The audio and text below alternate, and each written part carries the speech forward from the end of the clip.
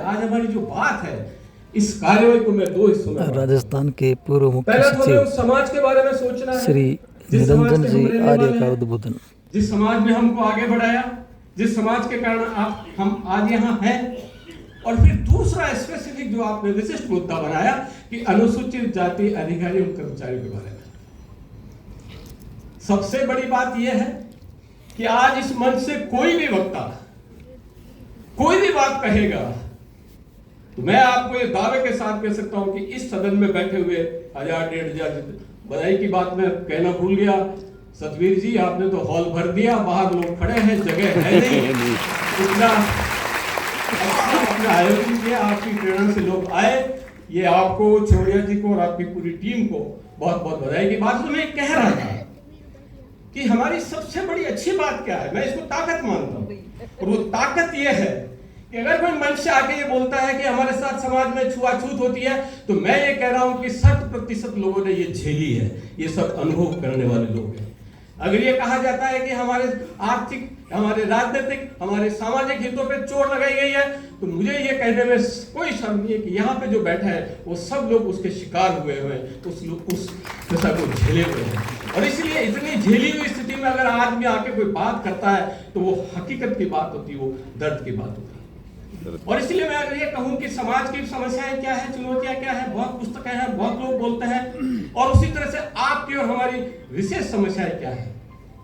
तो मैं कल कहीं देख रहा था, हमारे समाज के सामने जो चुनौतियां बताई जाती, जो हम सब जानते हैं, कहते सब कास्ट का विभेद है, डिस्क्रिमिनेशन होता है, अनुसूचित जाति का सोच कर ही उसको आगे पीछे कर दिया जाता है। अब मैं आपको, चूंकि मैं जिस नौकरी में था, मैं आपसे निवेदन करना चाहूंगा कि जितनी बड़ी नौकरी होती है उतनी ही सीआईडी, उतना ही भार, उतना ही दबाव, उतना ही प्रेशर ज्यादा होता है। और जो मुख्य सचिव पद पे मैंने जो कार्य किया, जो मैंने देखा, तो मुझे लगा कि कई चीजें ऐसी हैं जो आप करना चाहते हैं, लेकिन ये व्यवस्था आपको करने नहीं देती, सिस्टम आपको करने नहीं देता। हम सब लोग कहते हैं, ये दोनों आईपीएस अधिकारी बैठे, भैरवा साहब बैठे, आरपी सिंह साहब बैठे, ये तो पाली में एसपी भी रहे हुए हैं, आप भी शायद कहीं मारवाड़ में रहे होंगे। राजस्थान में जातीय विभेद या एट्रोसिटीज की जो बात की जाती है, वो सर्वथा अधिकतर हिस्सों में कहा जाता है साहब कि मारवाड़ के कुछ जिलों में ज्यादा प्रॉब्लम है, कहा जाता है। मैं जिस जिले का खुद कहता हूं, मेरे साथी बैठे हैं, ये पाली का रहने वाला हूं मैं, मेरे लोग बैठे हैं। सिरोही की बात की जाती है, जालोर की बात की जाती है। हम सब जानते हैं, कई बार सरकारों ने प्रयोग किया कि वहां पे एसपी अनुसूचित जाति का लगाया, वहां पे कलेक्टर अनुसूचित जाति का लगाया, बावजूद उसके वो जो मूलभूत परिवर्तन या जिसे कहना चाहिए रेवोल्यूशनरी चेंजेस जो होने चाहिए थे, वो नहीं हो पाए, क्योंकि सिस्टम बहुत बड़ा है। और इस बड़े सिस्टम को तोड़ने के लिए 2 उपाय हो सकता है। या तो हम कहेंगे साहब हम तो सिस्टम के हिस्सेदार नहीं है, सिस्टम को तोड़ देंगे, सिस्टम को बाहर से बदल देंगे। एक ये भी उपागम होती है जिसे क्रांतिकारी या अन्य शब्दों में एग्रेसिव एटीट्यूड कहा जाता है। और दूसरा प्रयास ये होता है कि साहब हम सिस्टम के हिस्सा बनेंगे, सिस्टम का हिस्सा बन के हम सिस्टम को बदलने का प्रयास करेंगे। तो ये रणनीति हमको अपनानी है कि क्या हम सिस्टम को बाहर से चैलेंज करके तोड़ के सिस्टम को बदलने की बात करें, या हम सिस्टम का हिस्सा बनके सिस्टम के अंदर रह के धीरे धीरे अपने प्रयासों से सिस्टम को बदलने की रणनीति रखें। ये मैं सोचता हूं कि आज का एक मुद्दा होना चाहिए। मेरा अपना सोच है कि हमको इस सिस्टम का हिस्सा बनना चाहिए। अम्बेडकर ने हमको इस सिस्टम का हिस्सा बनाया। अम्बेडकर ने क्यों कहा कि आरक्षण होना चाहिए, सरकारों ने बाद में क्यों उसको स्वीकार किया आरक्षण होना चाहिए? ये इसलिए होना चाहिए कि सिस्टम में जो निर्णय किए जाते हैं, उस निर्णय में आपकी उपस्थिति हो, आपकी भागीदारी हो, आपके सामने बात हो, आपकी पूछताछ हो। अब ये प्रश्न अलग है कि हम उस भागीदारी का कितना हिस्सा, कितना लाभ उठाएं, कितना हम जोर से बोलें, कितना हम निर्णयों को लागू करवाएं, कहां हम पिछलग्गू हो जाएं, कहां हम केवल हाजिरी भरवाएं। ये दूसरी बहस है। ये हमारे संघर्ष की चुनौती का दूसरा सोपान है। पर पहला सोपान ये है कि हमको इस सिस्टम का हिस्सा बनना पड़ेगा, और इस सिस्टम का हिस्सा बनकर सामूहिकता के साथ हमारी बात को प्रभावी रूप से उठा के इस सिस्टम को बदलने की बात हमको करनी चाहिए। यही अम्बेडकर कहते हैं, यही अम्बेडकर खुद सरकार में मंत्री थे, अम्बेडकर खुद समितियों के अध्यक्ष थे, क्योंकि उन्होंने भागीदारी करके ये सारी बात कही। यही अगर अम्बेडकर बाहर रह के कहते ना तो मैं लॉ मिनिस्टर बनूंगा, ना मैं प्रारूप समिति का अध्यक्ष बनूंगा, मैं तो मेरे मंच पे कह रहा हूँ कि अब दलितों के साथ अत्याचार हो रहा है, मैंने तो एक अलग मंच बना लिया, उस मंच पे मैं बात कर रहा हूँ कि आरक्षण मिलना चाहिए, क्या वो मिल पाता? नहीं मिल पाता। तो पहली बात ये। दूसरी बात हमारी है जो समाज की चुनौती, एक बताई मैंने कास्ट डिस्क्रिमिनेशन, दूसरी मैं कह रहा हूँ लैंड। हम काफी लोग कलेक्टर रहे हैं, एसपी भी रहे हैं, हमारी जमीनों पे कितने लोगों ने कब्जे कर रखे, हमारी जमीनों से हमको कितना दखल किया जा रहा है, एहसास नहीं है लोगों को। जो कलेक्टर रह के आया या एसपी रह के आया, जिसने जिले में गांव में जाके देखा है, उसको पता है। और मैं आपसे मेरा खुद का उदाहरण बता रहा हूं। ये पहले मैं एक उदाहरण और बताना चाह रहा था कास्ट डिस्क्रिमिनेशन के, फिर बाद में मैं जमीन का भी बताऊंगा। अभी आपको पता है मैं मुख्य सचिव से रिटायर हुआ और अभी एक किसी केस में मैं एक वकील साहब के पास गया, चूंकि वो आरपीसी वाला मामला आप जानते हैं, उस चक्कर में वो बात अलग है, उस पर तो मैं कभी और बात करूंगा। वकील साहब सवर्ड किसी ऊंचे समुदाय से बिलोंग करते थे। तो जब मैं पहले दिन गया, अब चूंकि मैं सेवानिवृत्त हो गया तो आधे नंबर तो काट देते वैसे तो मैं गया, तो पहले दिन उन्होंने अपने घर से चाय मंगाई, मेरे को चाय पिलाई, नमकीन, बिस्किट, पानी, सब कुछ बड़ा अच्छा किया। फिर मेरे को छोड़ने बाहर तक आए कि सर आए, सीएस आए, बाहर तक छोड़ने, ठीक है। फिर मैं दूसरी बार और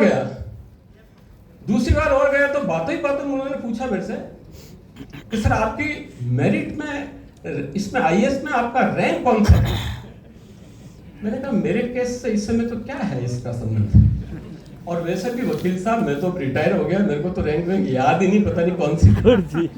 बट आपकी जो ये गलतफहमी आपके दिमाग में, मैं वैसे ही क्लियर कर देता हूँ कि मेरी रैंक 380 थी, फिर भी मैं आईएएस बन गया क्योंकि मैं अम्बेडकर था। कैसे बनेगी?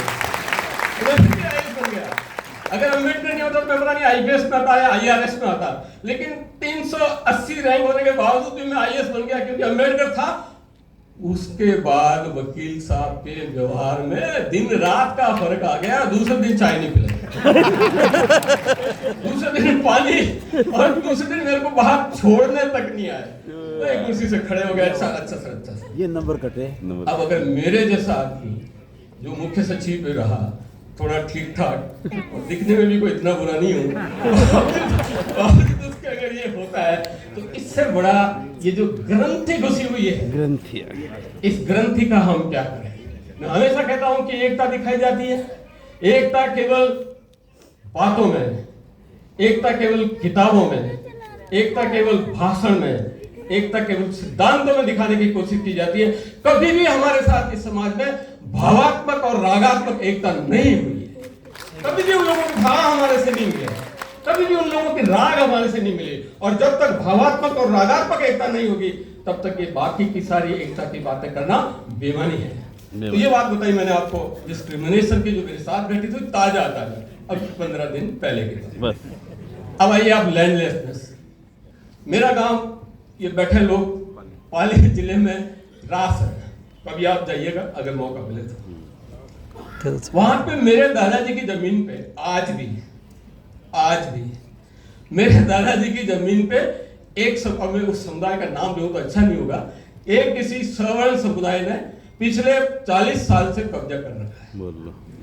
मैं कलेक्टर रहा 5 जिलों में, मेरे सामने बात नहीं आई। अभी जब मैं गया तो मेरे को किसी ने कहा, अरे साहब आज जमीन तो आपरी है। मैंने कहा मारी किधर है? अरे साहब आप रे दादा रे टाइम रे एलो गटे कब्जो कर बेटा, कोई 150 रुपया उधार लिया रहेला, वह जमीन हाल तक है। मैं अब पिछले साल भर से प्रयास कर रहा हूं, लेकिन वो कब्जा खाली नहीं हो रहा। वो कब्जा अभी भी उन लोगों के पास में है। ये मेरे आईएएस और मुख्य सचिव रहने के बाद की बात है। ये है लैंडलेसनेस। आप गांव में जाके देखिए कैसे हमारी जमीनों पे कब्जे हो रहे हैं, कैसे लोगों को हमारी जमीनों पे घुसने नहीं दिया जा रहा। यहां बैठ के व्हाइट कॉलर जॉब करना एक अलग चीज है। तीसरा, इकोनॉमिक मार्जिनलाइजेशन। बड़े सीमा पे खड़े हैं हम आर्थिक रूप से, क्योंकि अब इसमें 2 चीज है। हमको कहा जाता साहब कि आपका काम जूता बनाने का है। अरे तो भाई जूता बनाने का हमारा काम है, तो फिर पौधार चप्पल क्यों बना रहा है? क्यों पौधार चप्पल आ रही है? सही है। हमको कहा जा रहा है कि गाना बजाने का काम आपका है, तो फिर ये हिंदुजिया बैंड का मालिक सिंधी क्यों है? लेकिन है। या हमको कहा जा रहा है कि सफाई करने का काम आपका है, तो बीबीजी बड़ी कंपनी साउथ इंडिया वाला ये काम क्यों कर रही है? कारण ये है कि हमारे पास एंटरप्रेन्योरशिप नहीं है, हमारे पास पैसा नहीं है, हमारे को कोई प्रोटेक्शन नहीं मिलता। और इन तीन चीजों के कारण हमारे व्यवसाय तथाकथित व्यवसाय पे भी अब इन लोगों ने दूसरे रूप में हिस्सा करके मजदूर हमको ही बनाया। अगर बीबीजी कंपनी आ रही तो सफाई हमको ही करनी है, या पौधार के चप्पल हाथ से बनने हैं तो बनाने हमको ही है, लेकिन उसके मालिक कोई और बन नहीं। और इसलिए जरूरी है कि हमारा एंटरप्रेन्योरशिप जिसे कहते हैं कि व्यावसायिक साहस, वो हिम्मत नहीं होगी। और मुझे बड़ी खुशी इस बात की कहते हुए कि राजस्थान में मैं जब चीफ सेक्रेटरी था तब देखा था मैंने, एक डिक्की करके एक संस्थान बनी है, जो रिको और फिक्की और होती है, उसकी जगह डिक्की बनी है। और वो डिक्की केवल दलित इंडस्ट्रियल इन्वेस्टमेंट कॉर्पोरेशन के रूप में कार्य करेंगे। अच्छा काम है। एक बात और मैं कह रहा था जो सभी हम जानते हैं, वायलेंस एंड एट्रोसिटीज, इसके बारे में मैं क्या कहूं, आप सब जानते हैं। कहीं न कहीं आपने भुगता होगा, आपने नहीं तो आपके रिश्तेदारों ने भुगता होगा, लेकिन हम कुछ कर नहीं पा रहे हैं। तो ये 4-5 बातें थी जो कि समाज की समस्याओं के बारे में बताइए। अब मैं बात कर रहा हूं आपकी समस्या, मेरी समस्या। वो क्या? वर्क प्लेस में हमारे साथ डिस्क्रिमिनेशन होता है। जो आप नौकरी कर रहे हैं ना, जिस कुर्सी पे आप बैठे हैं ना, या जो फाइल आप देख रहे हैं ना, उस पे आप वो नहीं कर पा रहे जो आप चाहते हो। आपके साथ विभेद की भावना वहां भी रहती है। कौन सी पत्रावली किसको दी जाए, किस सेक्शन में किसको लगाया जाए, किसके इंटरव्यू में किसको बैठाया जाए, इसका फाइनल निर्णय कौन करे। भाटी साहब आपने तो देखा होगा। तो ये जो डिस्क्रिमिनेशन है, इस डिस्क्रिमिनेशन की भी हमारी बहुत बड़ी चुनौती है। और अजाक मैं सोचता हूं कि इस बारे में सोच के कुछ कार्य करना चाहिए। दूसरा, वरिष्ठ स्तर पे हमारे अधिकारी नहीं है। मैं एक मुख्य सचिव बन गया, कुछ नहीं कर पाया मैं। अब कह रहे राजस्थान के 70 साल के इतिहास में पहली बार कोई मुख्य सचिव बना। ये कोई बात है? कोई क्या है? क्यों? हम 70 साल से मेरे से होशियार, मेरे से वरिष्ठतम साथी थे ना, पर वो ग्रंथि, वो भावनात्मक विरोध उसने रोका। कई हमारे अधिकारी उस वर्ष पे पहुंच चुके थे, लेकिन वो बात नहीं बैठी। तो ये जो, और कहने को क्या कहेंगे कि साहब आपका तो प्रतिनिधित्व पूरा है ना। तो मैं एक दिन कोई मैगजीन देख रहा था भारत सरकार की। भारत सरकार में जितने भी अधिकारी हैं, ग्रुप ए में हमारे लोग हैं 13%, ग्रुप बी में हमारे लोग हैं 17%। जैसे जैसे डिग्री नीचे जाती है हमारी संख्या बढ़ती जाती है। कारण ये क्या है, जैसे जैसे नीचे जाएगा हल्के जॉब आएंगे, बाबूगिरी के जॉब आएंगे। ग्रुप डी में हम लोग हैं 37%, 44 में हम लोग हैं 72%। तो उन सब का मिला के कहते हैं सर आपकी तो प्रदेश 39% है ना। अरे श्रीमान जी 39% है तो वो तो चतुर्श्रेणी कर्मचारी, लिपिक वर्ग और उनको मिला के है। आप ग्रुप ए और ग्रुप डी की बात क्यों नहीं करते? तो इसको भी आपको ध्यान में रखना चाहिए। प्रोफेसर बैठे हैं, मुख्य वक्ता है, आज आपके सुनेंगे इनको, पर इनसे पूछो कि जो सेंट्रल यूनिवर्सिटीज है, उस सेंट्रल यूनिवर्सिटीज में 7% प्रोफेसर एससी के हैं और 8% प्रोफेसर, एसोसिएट प्रोफेसर, जो रीडर जिनको बोलते हैं वही है। ये तो हिम्मत करके बोलते हैं, सुनते हैं, बात करते हैं, बड़ी बड़ी बात है। लेकिन इस सीनियर लेवल पे नहीं होने के कारण मैं सोचता हूं कि हमारा नुकसान हो रहा है। देखिए 2 फायदे हैं। एक तो आपके मात्र केवल वहां बैठने से ही, भाई मुख्य सचिव कौन है? शेड्यूल कास्ट चीफ सेक्रेटरी, यही तो कहेंगे ना, यही तो लोग कहेंगे शेड्यूल कास्ट का चीफ सेक्रेटरी है। मैं आपको सही कह रहा हूं, कम से कम शेड्यूल कास्ट का चीफ सेक्रेटरी है जब तक अगर कोई पॉजिटिव बात हो ना हो, लेकिन नेगेटिव करने वाले लोग तो रुक ही जाएंगे कि चीफ सेक्रेटरी शेड्यूल कास्ट। ये फायदा है। अब मैं पॉजिटिव कितना कर पाया कितना नहीं कर पाया वो तो इतिहास, समय, लोग और व्यवस्था बताएगी, जो मैं मुंह से नहीं कहना चाहता। लेकिन इतना जरूर कहता हूं कि कोई भी एससी का व्यक्ति डीजी पुलिस बने या चीफ सेक्रेटरी बने, तो वो पॉजिटिव करे नहीं करे, लेकिन नेगेटिव पे रोक जरूर लगती है। लोग यार बार रहने दे यार, बार वो बैठो अच्छे सड़क का चीफ सेक्रेटरी बैठो पच कर ओ जय रोग पच बात कर ये जो है इस फायदे को आपको देखना चाहिए। एक आपकी समस्या है, वो है आपकी प्रमोशन। इसमें बहुत बड़ा अवरोधक अटकता है आपके प्रमोशंस में, आपके बैकलॉग पूरा करने में, आपके कोटा पूरे करने में। ये जो ताकते हैं, ये ताकते कुछ अड़ंगा लगाएंगे, नियम कानून कायदे, ये फार वो फार बिल्कुल फार कर देते हैं। और हमारा जो आपका बैकलॉग का है उसमें अवरोधक है, आपके टाइमली प्रमोशन होने उसमें अवरोधक है, आपकी एसीआर भरी जाती है उसमें अवरोधक है, आपका हर तरह से मतलब उनके हाथ में खुले रूप में जितना नुकसान करने की ताकत वो रखते हैं, उसका सदुपयोग उसका दुरुपयोग करके वो आपका भला करते नहीं है, वो आपको नुकसान ही पहुंचाते हैं। ये ताकत आपको दिखानी पड़ेगी कि आप कैसे उस बात को उठाएं। एक और बात कहूंगा मैं जो आपकी समस्या हो सकती है, ऐसा कि कहने को कानून में बहुत सेफ गार्ड्स हैं, सरकारें भी सेफ गार्ड करती है, ये कमेटियां बनाती है, ये समितियां बनाती है, हितों की रक्षा करो, ये करो वो करो, सब करती है, लेकिन इन सब का पुअर इम्प्लीमेंटेशन है, इन सब का इफेक्टिव मैनेजमेंट नहीं है। इसलिए कागज में सब कुछ होने के बावजूद, हमारे हितों की रक्षा के लिए बनी हुई समितियां अस्तित्व में होने के बावजूद हमारे साथ हितों में तुषारापात होता है, क्योंकि उसका क्रियान्वयन कमजोर है, उसके पीछे फोर्स नहीं है, उसके पीछे दबाव नहीं है। जब तक फोर्स और दबाव नहीं होता है, ऐसी समितियों का निर्णय निकल नहीं पाता। और आजाद जैसी संस्थाओं को मैं सोचता हूँ कि ये काम करना चाहिए। मैं एक जगह पढ़ रहा था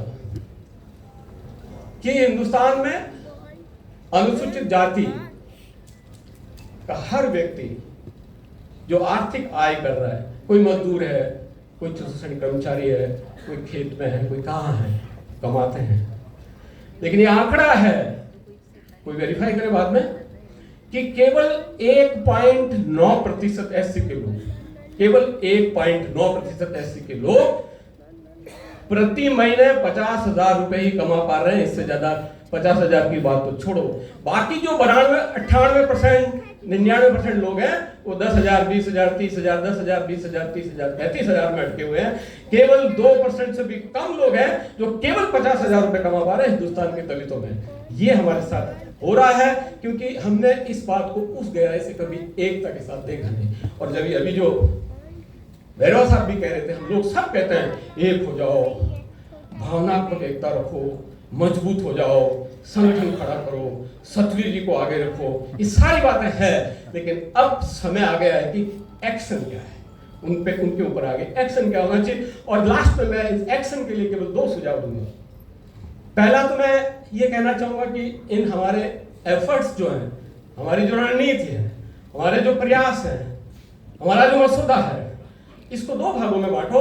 सतवीर जी, एक तो होना चाहिए कि मैक्रो लेवल पे हम क्या कर रहे हैं, देश के चिंतन को हम कैसे प्रभावित कर रहे हैं, राष्ट्रीय सोच को हम कितना डलवा पा रहे हैं, राजनीतिक दलों पे हम कितना प्रभाव डाल पा रहे हैं, प्रेस मीडिया में हमारी प्रेजेंस कितनी है, सोशल मीडिया में हम हमारे तथ्यों को कैसे उजागर कर रहे हैं। ये एक ओवरऑल मोटा मोटा जिसे इकोसिस्टम कहते हैं वो है, वो हमें डेवलप करना होगा और बहुत कुछ लोग इसमें जुड़े हुए हैं, कर रहे हैं। तो एक तो हमें भी ये प्रयास राजस्थान में भी करना होगा कि किस तरह से हम मैक्रो लेवल पे इस पूरे इकोसिस्टम में विभिन्न सोर्सेज के माध्यम से जो मैंने आपको बताया उनके जरिए हम एक ऐसा माहौल बनाए, एक ऐसा प्रभाव डालें, एक ऐसा नीतियों पे दबाव डालें कि वो हमारे फेवर में, हमारे अनुकूल ऐसा कोई निर्णय हो।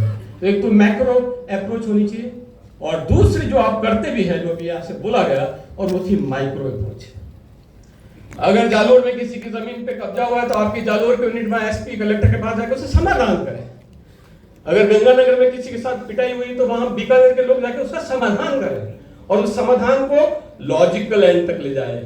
तार्किक परिणति तब तक नहीं होगी और उसके अखबार में खबर नहीं आएगी तब तक डेटरेंट नहीं होता है। डेटरेंट जब होता है जब लगे कि यार वो उस गांव में मोहनलाल को उस सिंह ने ठोका था और उसका ये हुआ वो आज 15 दिन से जेल में है।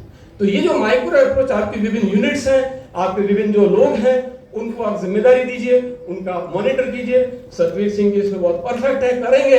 और उसी तरह से एक मैक्रो माहौल बनाइए, इकोसिस्टम को दबाव डालिए, राजनीतिक प्रभाव डालिए, सामाजिक व्यवस्था में हिलाइए, सोशल मीडिया को रंग दीजिए, अखबारों में छाप दीजिए, देश को समाज को पूरे को हिला दीजिए और कह दीजिए कि अब अंबेडकर के अनुसार ही देश चलेगा।